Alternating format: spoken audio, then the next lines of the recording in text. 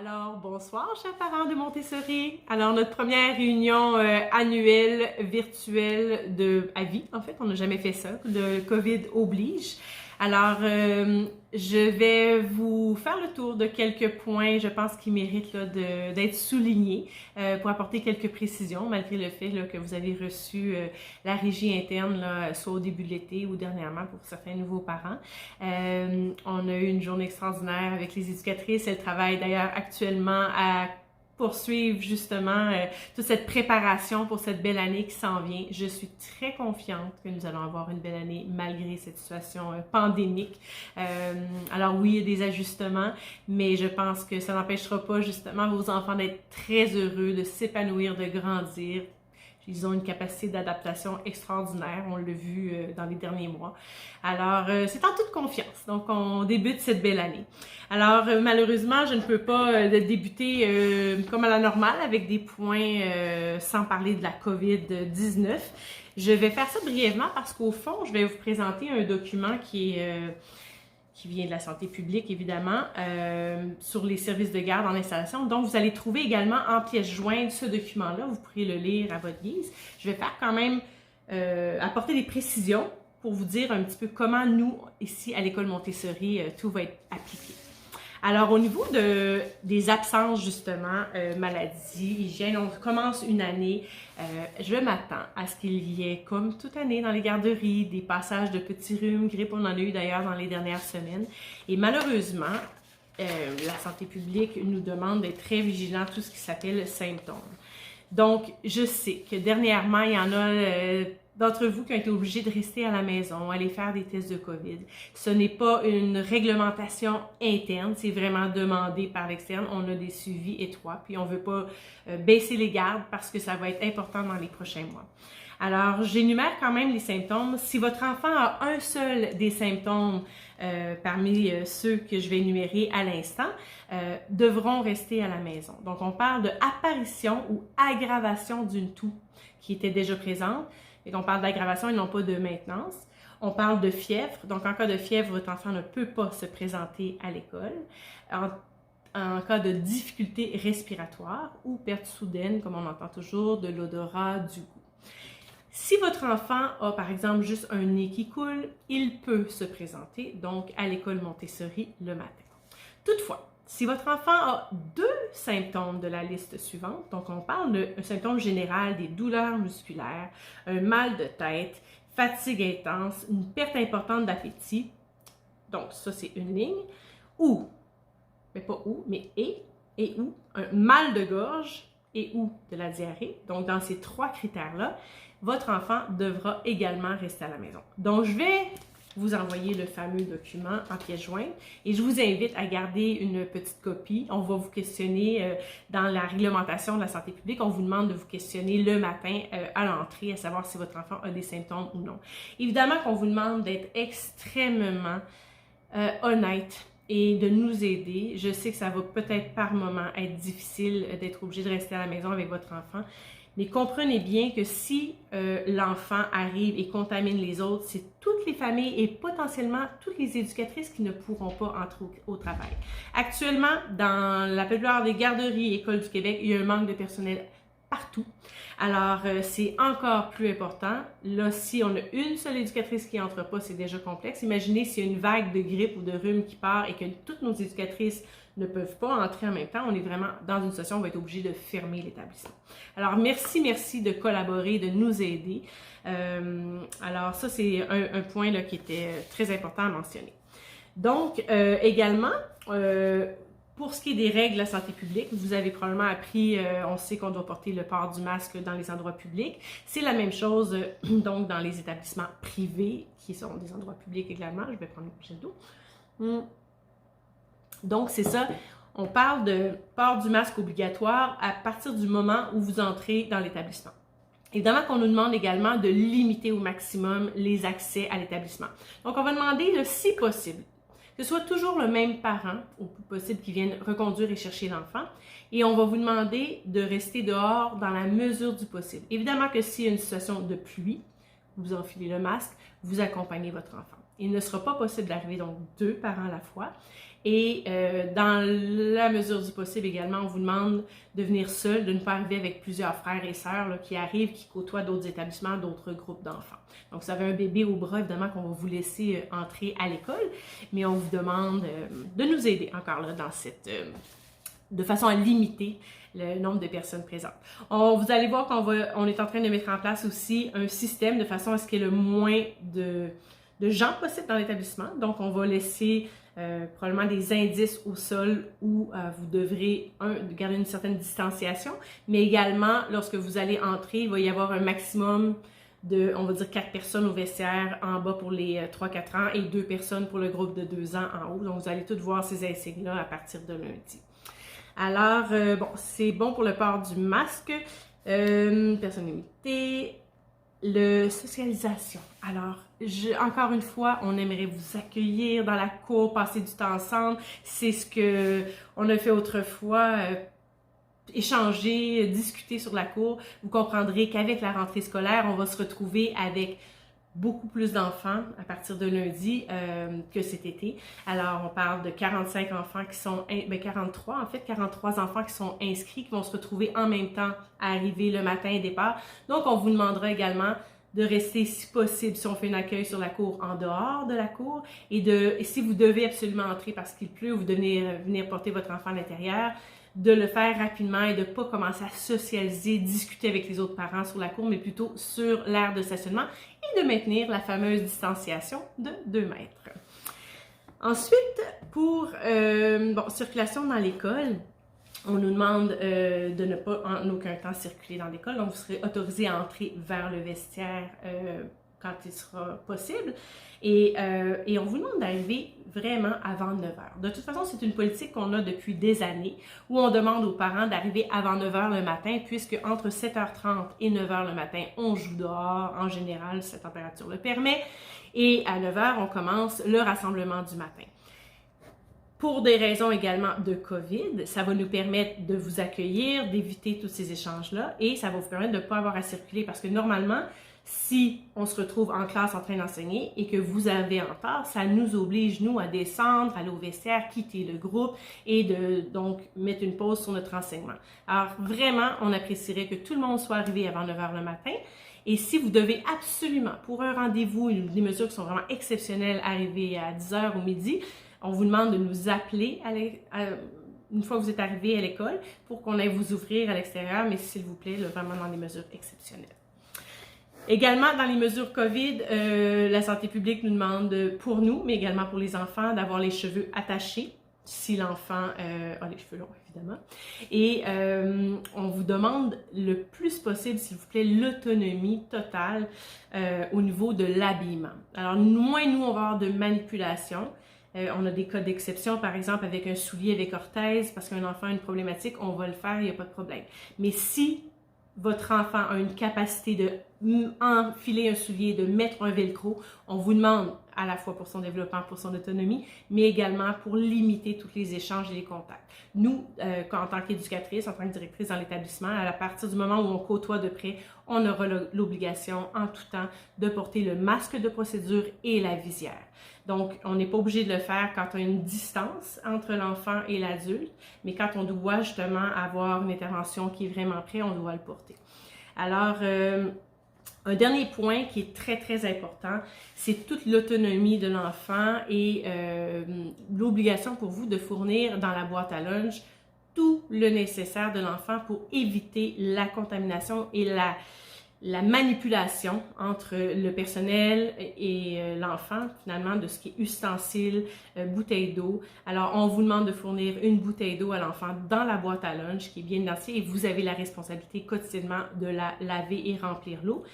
Et je vais vous demander, malheureusement, on a discuté de ce point-là aujourd'hui, la question des micro-ondes. Donc, repas chaud.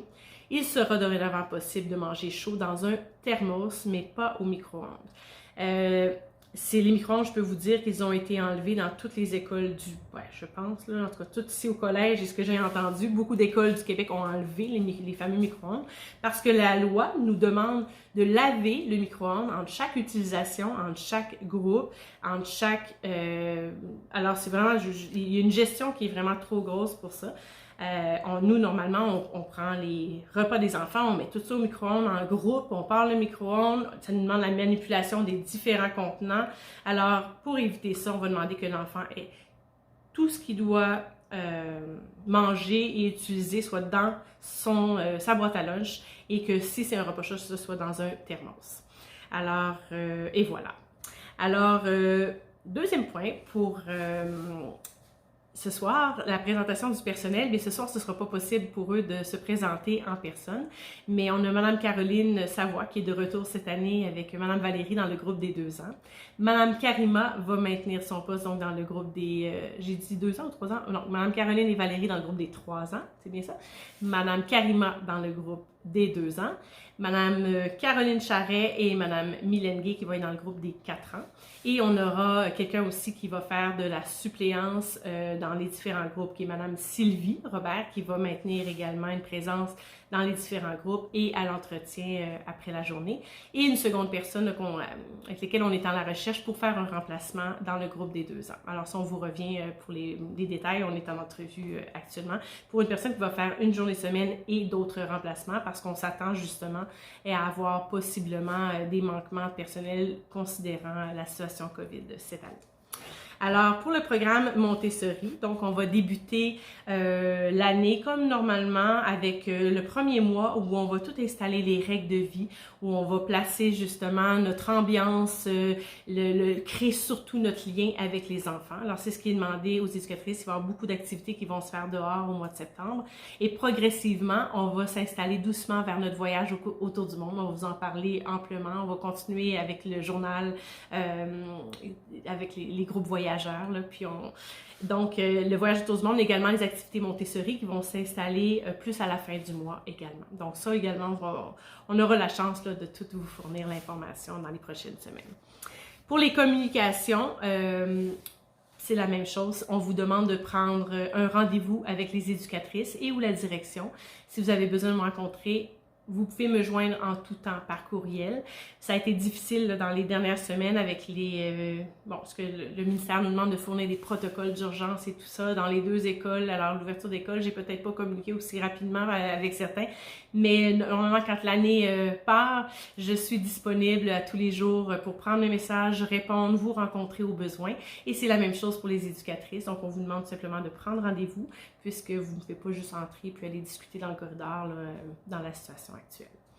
Alors, parlant de communication, on va quand même vous faire cette année des bulletins, donc des communications sur le développement de votre enfant. Donc, vous aurez une communication qui va être avant Noël, juste au mois de décembre, et une autre qui sera vers la fin de l'année. Alors, c'est ça. Mais vous avez, je pense, pour ceux qui sont habitués ici, là, vous avez un contact régulier avec les éducatrices sur la cour, vous allez pouvoir échanger, parce qu'en général, au niveau de l'arrivée et du départ, là, les gens sont dehors, donc vous aurez quand même l'occasion d'avoir beaucoup d'informations. Pour la première journée, lundi. Donc, pour cette première journée, lundi, exceptionnellement, justement, on va vous demander un seul parent de venir reconduire votre enfant et de pouvoir entrer parce qu'on a demandé une liste d'effets scolaires à fournir. Donc, il vous sera possible de rentrer dans l'établissement avec votre masque, bien sûr, de vous diriger là où les éducatrices vont vous amener là, pour déposer le matériel de l'enfant et discuter de voir comment tout ça se passe. Donc, c'est ça, lundi, horaire régulier. Toutes les éducatrices seront présentes à compter de 7h30, justement, pour faire l'accueil et permettre justement à chaque parent de pouvoir parler avec l'éducatrice de son enfant. Donc, arrivée et départ des enfants, à la fin de la journée, c'est la même chose. On l'a dit tout à l'heure. Peut-être vous parler du code de la porte avant que je l'oublie. Donc, 1142, il me semble bien. Alors, le code de la porte, si vous avez besoin d'entrer. Si vous l'avez oublié, il y aura quelqu'un, vous pouvez toujours sonner aussi à l'avant, à l'arrière, quelqu'un ira vous ouvrir, mais vous allez être amené à avoir justement cette autonomie pour pouvoir circuler. Évidemment que ce code-là n'est plus valide après les heures de fermeture où la porte est barrée, donc il n'y a pas d'inquiétude. Voilà. Il va y avoir également une circulation porte d'entrée. Alors, la porte qui donne dans la cour de récréation et qui descend directement va être bannie cette année. Donc, ça va permettre aux parents, obliger en fait les parents à contourner, à entrer à travers la cour et on va tous vous indiquer ça sur place. Mais juste vous dire qu'on va vous demander de respecter aussi encore pour des mesures parce qu'on va demander aux parents, dès que vous l'avez vécu cet été, ceux qui étaient là, quand vous arrivez avec votre enfant, vous avez la responsabilité de laver les mains de votre enfant. Donc, on va diriger vers un lavabo, soit le groupe des 2 ans près du local de Karima, dans le local de Karima, excusez-moi, ou dans le lavabo qui est dans le vestiaire en bas. Alors, vous avez donc cette responsabilité-là si on est à l'intérieur, sinon les éducatrices vont prendre en charge. Mais je vous inviterai quand même à prendre l'habitude à la maison, donc de laver les mains tous les matins avant de quitter. Je pense que ça c'est bon. Identification des effets personnels. Alors, je pense qu'on ne dit jamais assez l'importance de bien identifier. C'est difficile là, pour un enfant de 2 ans, 3 ans, on dit c'est à qui ça? Et là, j'ai aucune idée. Alors, plus votre matériel scolaire et plus vos vêtements vont être identifiés, notamment le linge de rechange ou encore l'intérieur de la boîte à lunch. Et des fois, on prend la boîte à lunch puis ils ne savent même pas que c'est leur boîte à lunch. Puis on dit, Alors, s'il vous plaît, aidez-nous en identifiant au maximum les effets personnels. Et au niveau de l'habillement, on vous demande d'avoir toujours, en tout temps, le linge qui va permettre à votre enfant de braver dans la nature au Québec, puisqu'on essaie de sortir, mais parfois on est brimé par quelques enfants qui ne sont pas suffisamment bien habillés. Bien sûr qu'on conserve quelques tucs, mitaines et tout ça, mais là, dans le cas de la COVID, ça va être très difficile de partager du linge parce que justement, il est froid aux mains, il n'y a pas son pantalon de nylon. Alors, l'automne va s'installer déjà aujourd'hui, c'est assez frais, donc je pense qu'on va avoir des belles journées, il va y avoir des journées fraîches dans les prochains jours déjà. Alors, s'il vous plaît, là, vraiment prévoir tout le nécessaire là, pour que votre enfant soit confortable dehors. Petit matelas, couvre-matelas. Donc, vous avez fourni ou vous allez fournir un couvre-matelas pour la détente, la petite doudou. Donc, il se peut également qu'on vous renvoie occasionnellement le matériel à la maison pour désinfecter. Nous, on le fait sur une base régulière, mais vous comprendrez qu'en ce moment, on a énormément de mesures sanitaires. On doit désinfecter les jouets plusieurs fois, tous les jours, toutes les étagères, les tables, les chaises, tout ce qui est interrupteur, évidemment les comptoirs et tout ça. Alors, si vous pouvez nous aider également par moment, ça va être très aidant. Donc, juste prendre note de ça. Donc, oui, les objets de la maison sont permis pour sécuriser l'enfant en termes de doudou ou d'un toutou, mais non, il ne pourra pas arriver quotidiennement avec du nouveau matériel. Donc, il va avoir son ensemble pour le sécuriser à l'école et on vous demande de ne pas ajouter puis échanger. Il faut qu'il y ait le moins d'échanges possible donc de matériel. Alors, il se peut justement que votre enfant arrive avec une anxiété de séparation, avec une nouvelle année, un changement de groupe. C'est normal. Il est possible pour vous justement de prendre du temps avec l'éducatrice, de prendre le temps de rester pas loin ou tout simplement laissez votre enfant vivre la crise, puis qu'on vous rappelle dans 10 minutes quand ça va être fini. Souvent, c'est ce qui se passe, c'est que souvent l'enfant devant le parent. Des fois, c'est le parent qui est plus anxieux que l'enfant, qui finalement crée une anxiété, puis fait que la crise part. Et donc, on vous demande de bien préparer l'enfant avant d'arriver. Donc, on prépare la boîte à lunch, on rend ça super intéressant, on prépare les vêtements, on s'en va à l'école, tout ça. Et là, ça se peut qu'il y ait une lampe qui décide, tout d'un coup, mais essayez de ne pas éterniser ça, quittez et nous, on communiquera avec vous dès que ça s'est calmé. On va faire un échange. Il y a une chose qui est importante pour nous, c'est cette transparence, cette communication, cette collaboration-là avec vous. Alors, c'est ça. Alors, dans les autres petits points, le linge de rechange, je me souviens plus trop si je l'ai dit, mais c'est important de laisser un ensemble dans un sac à dos fermé. On n'a pas le droit d'avoir un sac de plastique au niveau des normes, justement. Et là, on ne parle pas de normes sanitaires, mais de sécurité. Alors, un sac de plastique pourrait devenir un objet pour s'étouffer dans le vestiaire. Donc, c'est très important que le linge de rechange de votre enfant soit dans un petit sac à dos qui va être laissé sur le crochet de l'enfant au vestiaire. Alors, à moins qu'il y ait avis contraire d'une éducatrice qui veut fonctionner différemment, c'est très important en tout cas que ce ne soit pas dans un petit sac là, de plastique blanc, là, par exemple. ni rouge. Alors, voilà, vêtements chauds, cahier suivi, je l'ai dit. Ah, déduction fiscale. Alors, les déductions fiscales, évidemment, c'est la même chose, encore une fois, que dans toutes les garderies.